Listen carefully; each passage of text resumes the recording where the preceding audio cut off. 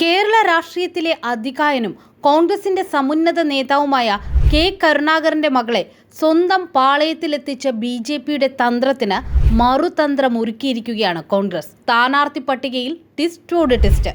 തൃശൂരിലെ sitting എം.പിയായ TN. പ്രതാപനെ വെട്ടി K മുരളീധരനെ സ്ഥാനാർത്ഥിയാക്കി. വടകര വിട്ട് തൃശൂരിൽ മത്സരിക്കാൻ മുരളീധരന് 100% ആത്മവിശ്വാസം. വടകര എം.പി ആയിരുന്ന മുരളീധരൻ തൃശൂരിലേക്ക് മാറുമെന്ന് ഉറപ്പിച്ചതോടെ പാർട്ടി പ്രഖ്യാപനത്തിന് മുൻപ് തന്നെ ടി.എൻ. പ്രതാപൻ മുരളീധരന് വേണ്ടി പ്രചാരണത്തിനിറങ്ങിയതും കൗതുക കാഴ്ചയായി. ഇത്തവണ മത്സരിക്കേണ്ടതില്ലെന്ന പാർട്ടി തീരുമാനം ഇരു കൈനീട്ടി സ്വീകരിക്കുകയാണെന്നാണ് പ്രതാപൻ പറയുന്നത്. എന്തൊരു ഒത്തൊരുമയെന്നായി ജനങ്ങൾ.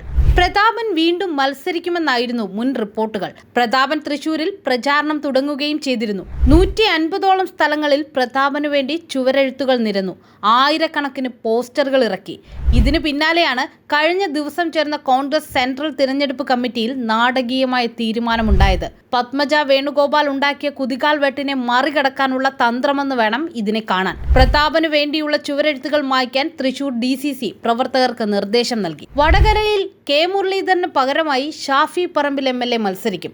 ആലപ്പുഴയിൽ KC വേണുഗോപാലിനെ കളത്തിലിറക്കാനും തീരുമാനമായി. ഇതിനിടെ പത്മജ വേണുഗോപാലിനെ BJPയിൽ എത്തിച്ചതിന് പിന്നിൽ പിണറായി വിജയന്റെ കറുത്ത കരങ്ങളുണ്ടെന്നാണ് പ്രതിപക്ഷ നേതാവ് VD സതീശൻ പറയുന്നത്. പത്മജ തനിക്ക് മൂത്ത സഹോദരിയായിരുന്നുവെന്നും കരുണാകരന്റെ മകളെന്ന നിലയിൽ ന്യായമല്ലാത്ത കാര്യങ്ങൾ പലതും പത്മജയ്ക്ക് ചെയ്തു കൊടുത്തുവെന്നും VD സതീശൻ പറഞ്ഞുവെച്ചു.